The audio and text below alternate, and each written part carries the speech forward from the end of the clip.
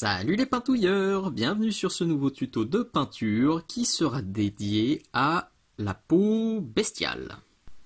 L'idée, ça va être de vous montrer la recette que j'avais mise au point et utilisée sur ce bestigore que j'ai peint il y a plusieurs mois pour un ami. Le contrat, c'était donc d'avoir une peau marron bien contrastée. Qui marcherait évidemment bien sur la table de jeu. Donc je vais reprendre cette recette, mais aujourd'hui je vais le pousser évidemment un petit peu plus, en poussant encore plus les ombres et les lumières et en rajoutant quelques nuances. Pour cela, j'utilise cette figurine du jeu Mythic Battle Panthéon qui m'a été très gentiment fournie par Monolith. Donc encore merci à Monolith pour cette figurine qui va être bien utile pour ce nouveau tuto.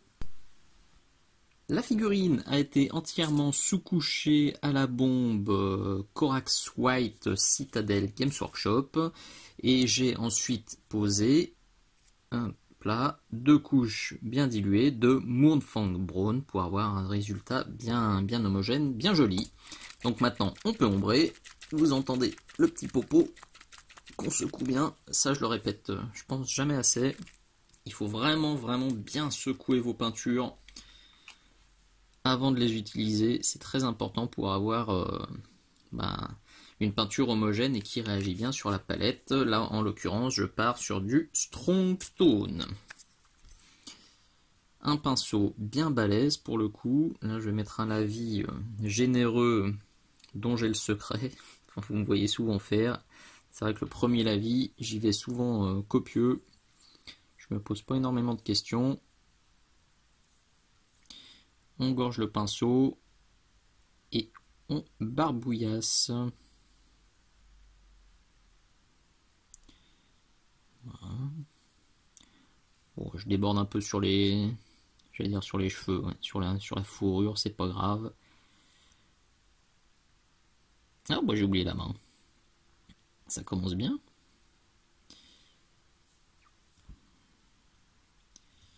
Et là, vu sa position, donc on va partir sur la lumière zénitale. Vous doutez bien que toute cette zone-là va être bien plus éclairée que cette zone-là. Donc je vais bien charger sur l'ombrage, là-bas en dessous. Alors que là, vous voyez, je décharge mon pinceau et je vais en absorber un petit peu de ce côté-là.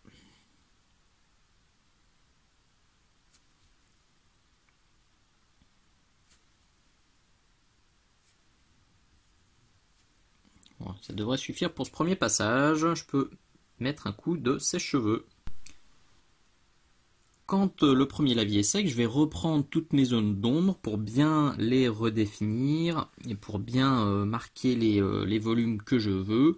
Donc là, pour faire ça, j'ai fait un mélange d'ombre brûlée ou Burnt Umber Valero plus du noir. Donc là, en l'occurrence, c'est du Army Painter. Vous pouvez prendre autre chose si vous le souhaitez. Le mélange, il est là. J'ai 2 gouttes de Burnt Umber plus une goutte de noir. Je vais bien diluer ça. Et je suis parti aussi, vous le voyez là sur un pinceau plus fin, là en l'occurrence un Da Vinci Maestro taille 1. Et pour finir avec la petite présentation matérielle, un grand merci à Marie qui m'a envoyé ce petit chiffon absorbant. Ça va me permettre d'utiliser moins de papier absorbant jetable, puisque ça c'est lavable, ça absorbe super bien. Donc merci beaucoup Marie pour ce petit cadeau, c'est super sympa. Donc on dilue, vous le voyez, j'y vais. Là, je teste, puisque ici, en l'occurrence, je veux des ombres bien fortes, là, sous ce bras. Ok, c'est pas mal. Voilà. De toute façon, c'est surtout là-bas que j'en veux. Alors, vous n'allez peut-être pas bien voir, parce que, évidemment, avec la lampe, je vais bien remarquer là. Vous le montrer là, donc je le pose. Je nettoie mon pinceau. Et je suis comme ça. Je viens tirer comme ça. Ça, je le dis aussi souvent, le lavis, le shade m'a permis de bien ombrer un petit peu toutes les zones. C'est bien pratique, mais ça permet pas toujours d'avoir un résultat super précis. C'est pour ça que derrière, je reprends systématiquement mes ombres pour venir en remettre là où j'en veux plus, tout simplement. Bon, ce mélange, il est peut-être pas encore assez sombre. Là, je suis en train de me tâter. Je pense que je vais rajouter une gouttelinette de noir. Allez. Quand je dis une gouttelinette, oui, voilà, une micro-pointe. Alors, je sors un autre pinceau. Je vais pas faire le mélange avec mon bon Da Vinci. C'est du bon pinceau, faut pas l'abîmer. Là, je prends autre chose. Je prends le gros du début. Hop là, je le rase bien.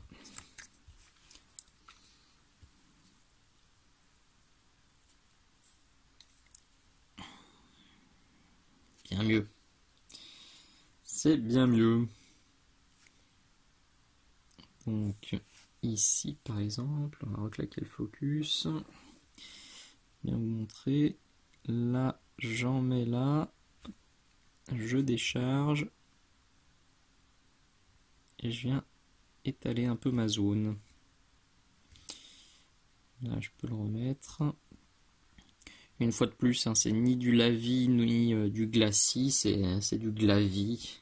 C'est ce que je vous explique dans la vidéo dédiée. Là, je la remettrai en lien à la fin et puis dans la description.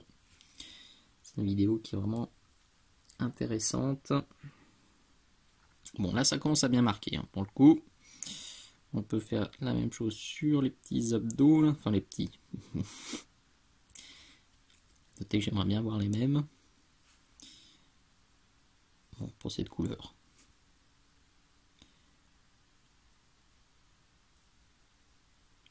Donc ce mélange qui est vraiment foncé, vous voyez, je l'utilise surtout sur le bas.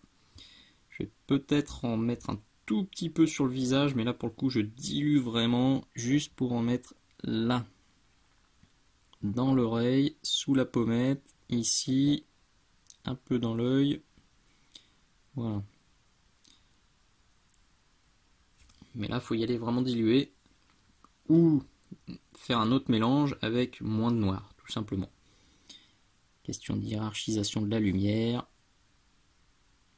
Plus je vais vers le bas de la figurine, plus les ombres sont fortes. Plus je monte, plus les éclaircissements sont forts. Voilà, je vais vous épargner la suite. Vous avez compris l'idée. Je vais juste répéter ça quelques fois jusqu'à ce que l'ensemble me convienne bien. Niveau ombrage, je pense qu'on est pas mal. J'en rajouterai peut-être à la fin, mais c'est pas encore sûr. Donc je verrai en fonction des éclaircissements comment ça rend. Avant d'aller plus loin, je vais déjà commencer à rajouter quelques nuances avec du Castel en Green de chez Citadel Games Workshop. Il est là sur la palette. Pour ce type de peau, qui est marron orangé, il y a vraiment beaucoup de couleurs de nuances qui peuvent super bien marcher. Vous avez le bleu marine foncé, là le Dark Sea Blue de chez Valero, du violet sombre, un mauve funeste ou un mauve très foncé, voire un bleu nuit marcherait aussi très bien. Des teintes de rose, des teintes de chair naine, de trucs comme ça fonctionnerait aussi super bien. Là, bon, je suis parti sur une valeur super sûre. Le vert, c'est la couleur opposée au orange, donc sur le cercle chromatique, donc ça marche toujours très bien, c'est le genre de nuance qui marche bien. Je me mouille pas. Donc, il est là, je le dilue bien. Là, pour le coup, ça va vraiment être du glacis concentré. Je vais pas en mettre de partout, je vais en mettre dans les zones intermédiaires. Alors, je vais pas en mettre trop dans les ombres profondes parce que c'est plus, vous voyez, c'est plus clair que mon mélange d'ombrage. Donc, je veux pas trop éclaircir mes ombres. C'est pour ça que ce mélange-là, je vais surtout le mettre sur des zones comme ça. Vous voyez, des zones un peu intermédiaires que j'ai à peine ombrées tout à l'heure. Il y a la vie. Enfin, il y a le shade qui a fait son office, mais j'ai à peine repris avec le mélange d'ombrage précédent. Là, je viens juste apporter quelques teintes de vert.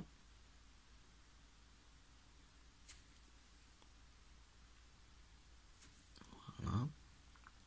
Bon, c'est toujours assez difficile à rendre ce genre de choses à l'écran. Donc, comme d'habitude, l'idéal c'est de regarder la photo de couverture que je mets sur la page ou sur les notifications. Quand vous activez les notifications, là, la petite cloche sur YouTube, en fait, vous recevez une alerte par email quand une vidéo arrive et vous avez toujours la bannière en haute définition et c'est vrai que c'est là qu'on voit le mieux le rendu final. Donc pensez bien à activer cette petite cloche pour pas rater mes vidéos. Je publie pas trop de vidéos, enfin c'est pas moi qui vais vous spammer votre boîte mail. En général il y a 3-4 vidéos par mois. Donc n'ayez pas peur, même si vous cochez la petite cloche, les notifications, je vous embêterai pas de trop. On continue, on en met un peu comme ça, ça teinte gentiment. Alors moi en main là ça commence à vraiment bien apparaître. À l'écran, si on le voit apparaître aussi, c'est cool.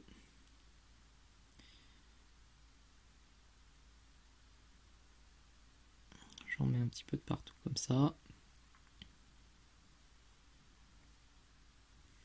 J'en mettrai aussi un peu sur le visage. Alors je me réserve, je pense que le nez, je rajouterai plutôt un peu de rose pour attirer un peu l'attention. Ça marche toujours très bien aussi. Voilà, je renforce ça très gentiment. Et on pourra reprendre ensuite notre couleur de base. Le vert est présent mais discret, je l'ai quand même un peu plus marqué ici pour que ça saute vraiment aux yeux, donc c'est ce que je voulais. On peut repartir maintenant avec le Moonfang Brown, donc Citadel Games Workshop toujours. Il est là depuis le début sur la palette. Et là je vais reprendre toutes mes zones claires, évidemment, puisque au début, le coup de Dark Tone, enfin de Strong Tone, pardon, global, a tout bien assombri. Donc là je vais reprendre toutes les zones de lumière. C'est parti. On est là. On est là.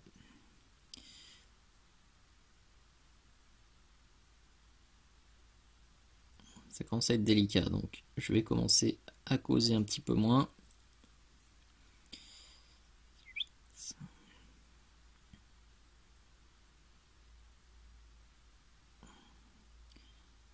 Du coup, la sculpture est bien sympa. Les muscles sont vraiment bien dessinés. Donc là, on peut s'amuser, on peut accentuer les volumes, on peut vraiment les faire ressortir. C'est cadeau, c'est cool. C'est le genre de figurines comme ça vraiment que j'adore. Parce qu'on est sur quelque chose de, on va dire, de semi-réaliste. Parce qu'on a une musculature qui est quand même assez réaliste, qui est bien sculptée, mais on a un homme chèvre. Donc, on peut se marrer quand même, on peut faire un peu ce qu'on veut. Avant qu'on vienne vous dire, oh là là, c'est pas réaliste ce que t'as fait, faudra quand même quelqu'un de pas d'assez mauvaise foi en face. Donc en fait, vous pouvez vous exercer sur des volumes qui sont réalistes, mais avec des teintes qui ne le sont pas forcément. Donc c'est un très bon exercice, pardon, et c'est, enfin, en tout cas moi je trouve ça très rigolo à faire. C'est quelque chose qui me détend. Il n'y a pas besoin de trop réfléchir. On met sous la lampe, on regarde comment la lumière vient taper, et on s'amuse à refaire la même chose tout simplement.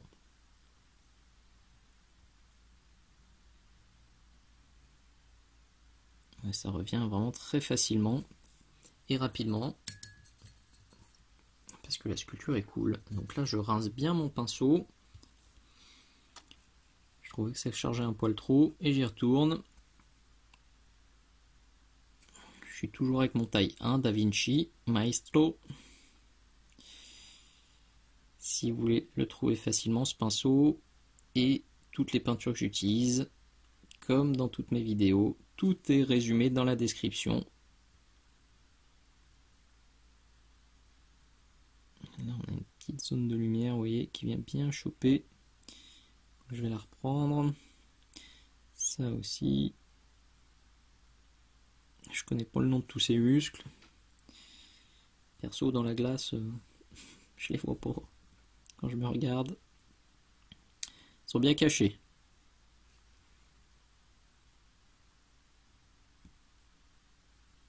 Ça, vraiment, cette zone-là, va falloir bien la faire ressortir. Voilà, ça commence à être pas mal.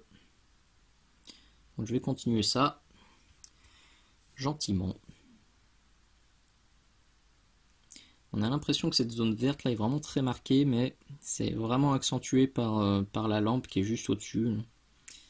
Si je veux que l'image soit assez nette, il faut que la lampe soit pas trop loin, mais ça a tendance parfois à modifier un tout petit peu le rendu. Vous voyez, quand on tourne, c'est pas si violent que ça, quoi. Il y a un peu de vert, ok, mais c'est pas aussi violent que quand on le regarde comme ça.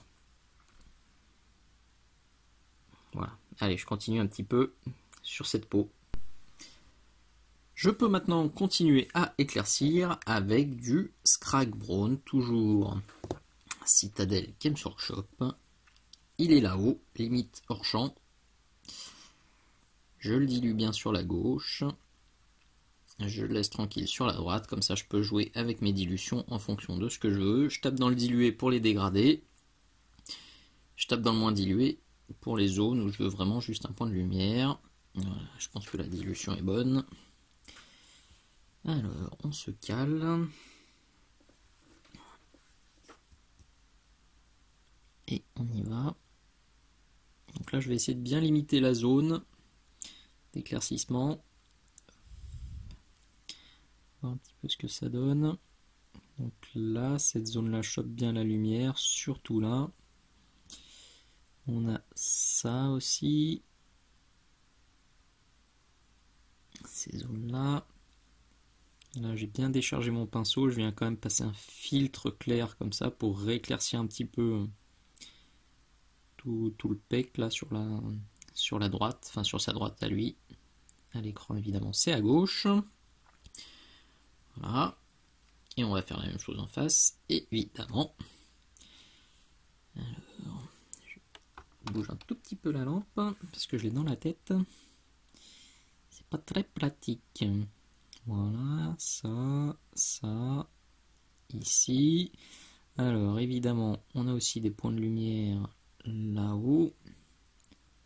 Je décharge. Voilà, il y a le haut du biceps. Je vais en mettre un tout petit peu ici. Volontairement, je vais laisser les mains très sombres. Ça aussi, c'est un effet qui marche très bien. Quand vous avez une figurine comme ça avec les bras écartés pour que le regard se perde pas à droite à gauche, vous pouvez faire les extrémités, donc les jambes, enfin les pieds, les tibias et les avant-bras mains de couleur plus foncée, comme ça attire le regard plutôt sur, au centre de la figurine, donc là en l'occurrence sur le torse et puis sur le visage.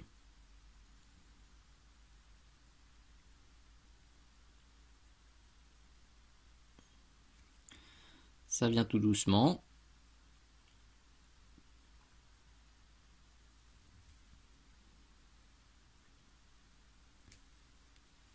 Bon, vous l'avez compris, c'est surtout sur cette zone-là que je vais m'appliquer.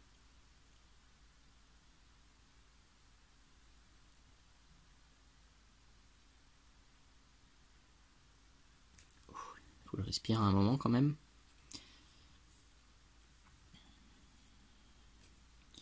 Je refais la pointe.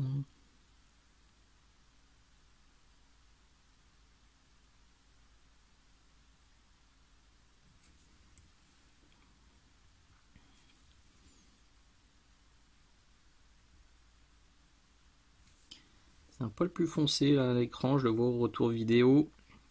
En vrai, on est quand même un peu plus clair que ça.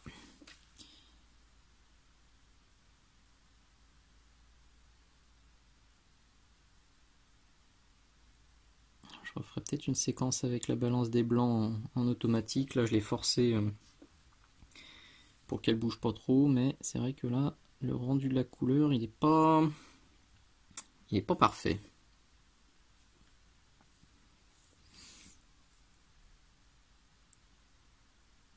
Donc il y a tous ces petits volumes là bien surlignés.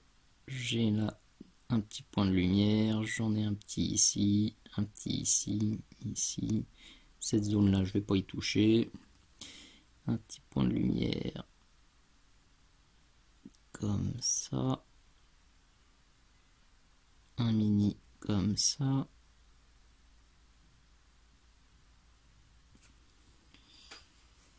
Etc. etc.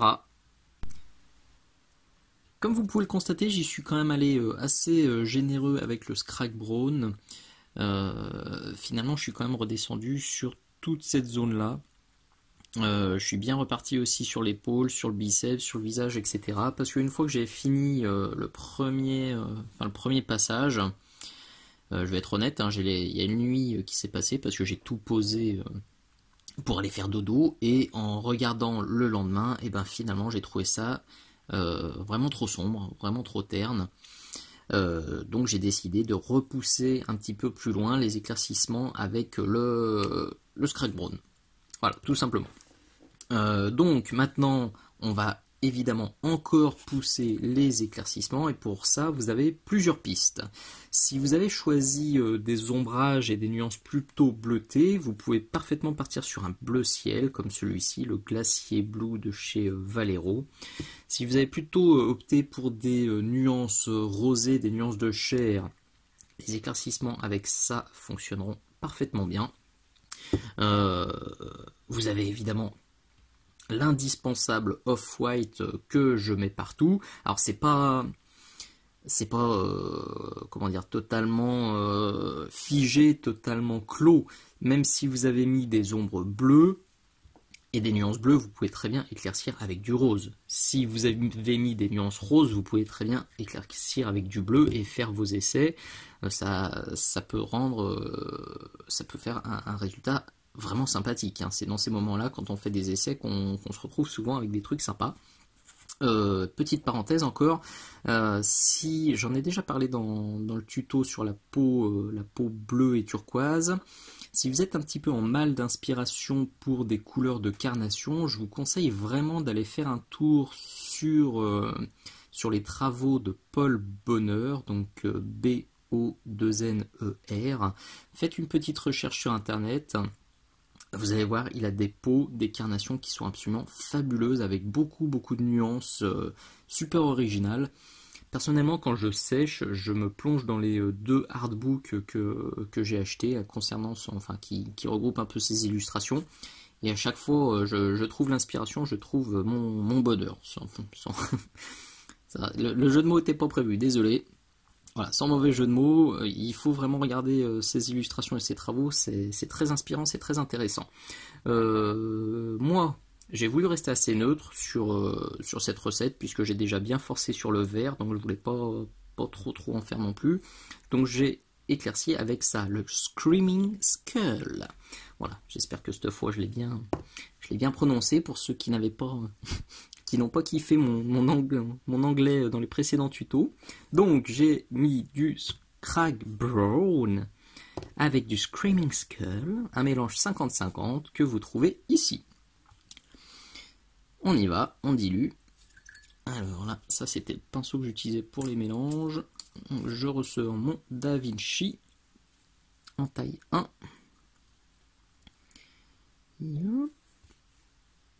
On est pas mal là.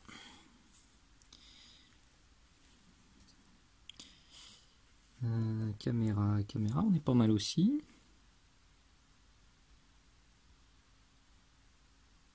Donc là, je vais y aller gentillet.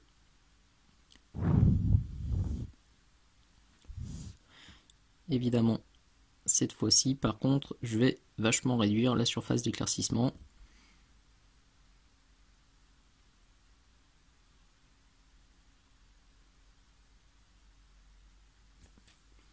Il y en aura là-haut. Je vais en mettre là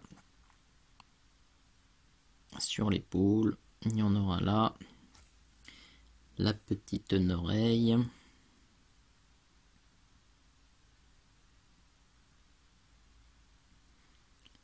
Là. Il y a un peu de job.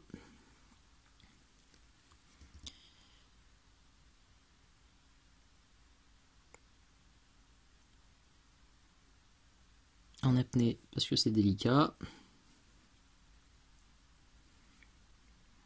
Ça. Chaque fois que vous avez un doute, remettez juste la figurine sous la lumière et regardez où la lumière s'accroche, où est-ce que ça réfléchit.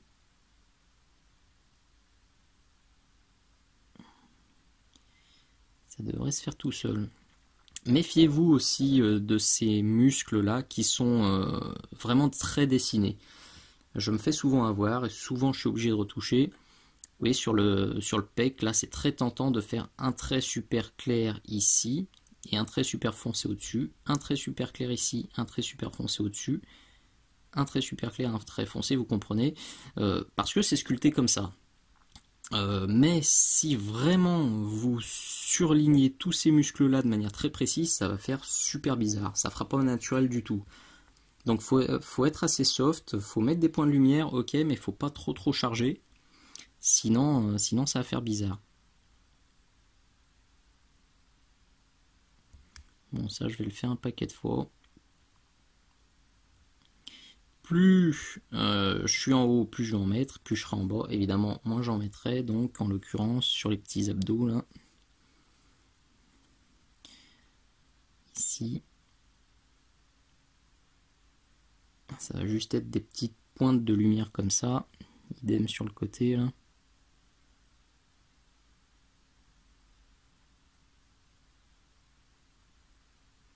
Ouais, il en faut pas plus en bas. Je vais surtout le mettre sur le haut. Ces petites zones arrondies là va pas être super facile aussi à faire.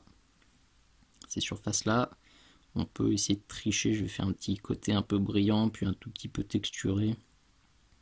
Parce que bon, à la base, on sait pas trop si c'est de la peau ou du pelage hein, au final, mais du coup on peut faire un peu ce qu'on veut.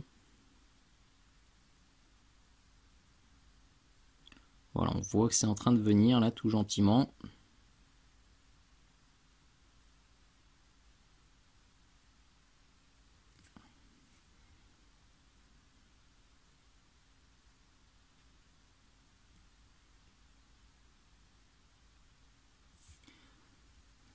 Donc il suffit de reproduire ça jusqu'à ce que le résultat vous convienne. C'est pas mal, mais encore un poil timide, donc je vais pousser les lumières avec le Screaming Skull pur. Il est là-haut, alors il est pas légèrement, il est totalement hors champ. Mais je pense que vous avez compris de toute façon. Je fais toujours la même chose, là à gauche. Je le dilue, à droite je le laisse tranquille, et puis je vais pas en mettre 3 tonnes. Pour pas totalement dénaturer la couleur de peau. Donc, je vais notamment en avoir besoin là. Par exemple. Ici.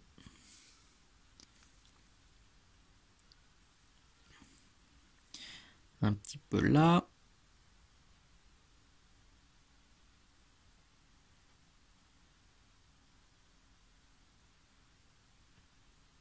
Un peu là. Bon, c'est surtout sur le haut des pecs.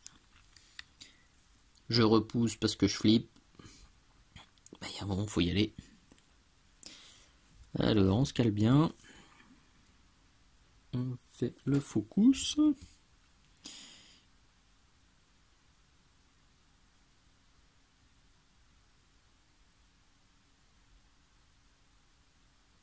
J'effleure à peine. Là, j'en reprends un peu du plus dilué.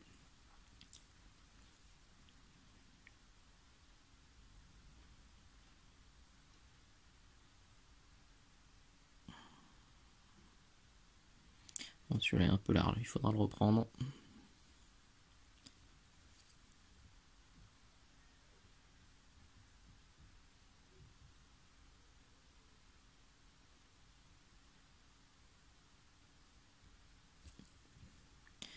Il va falloir mettre un peu là aussi.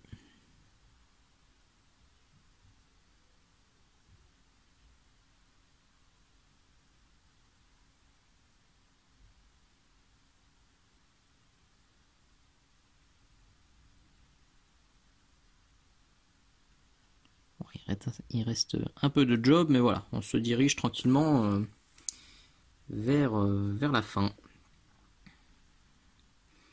La couleur est encore pas jojo à l'écran là. Je vous ferai une séquence finale sans tout le fond. C'est souvent la palette bleue là qui me fausse un peu les couleurs. Mais bon, à la fin je vous montrerai bien comment ça rend avec des couleurs plus justes. Et nous voilà au bout de ce nouveau tuto. Bon, vous le voyez, vous avez une recette là qui pour le coup est bien comme j'aime, hein, tout simplement. On a quelque chose de très contrasté, avec des nuances sympatoches, avec des lumières qui vont très haut, enfin qui vont très claires sur le haut, et des ombres qui vont vraiment très très foncées sur le bas. Les nuances verts, on les voit pas mal, je suis assez content. J'ai hésité à les forcer un peu plus, mais bon, c'est toujours pareil, je voulais pas non plus qu'il se transforme en jet en vert, donc j'ai préféré ne pas aller plus loin. Idem pour le nez, j'ai abandonné l'idée de lui faire un petit nez rouge. Ça allait plus faire serre du Père Noël que comme bête. Donc bon, comme toujours, hein, le mieux est l'ennemi du bien quand le résultat vous plaît. Alors c'est bien de vouloir se dépasser et de vouloir en faire encore plus, mais j'ai tendance, quand quelque chose est sympa, à m'arrêter et à essayer d'aller encore plus loin sur une figurine test plutôt que de ruiner le boulot qui est déjà tout à fait acceptable. Donc là je pense que vous avez une recette qui franchement qui fait le job pour la figurine de jeu, mais aussi pour la figurine d'expo, en lissant encore un petit peu les dégradés et en poussant les nuances et les lumières. Franchement, sur une expo, sur un concours, ça peut faire quelque chose de tout à fait correct et de très tape à l'œil.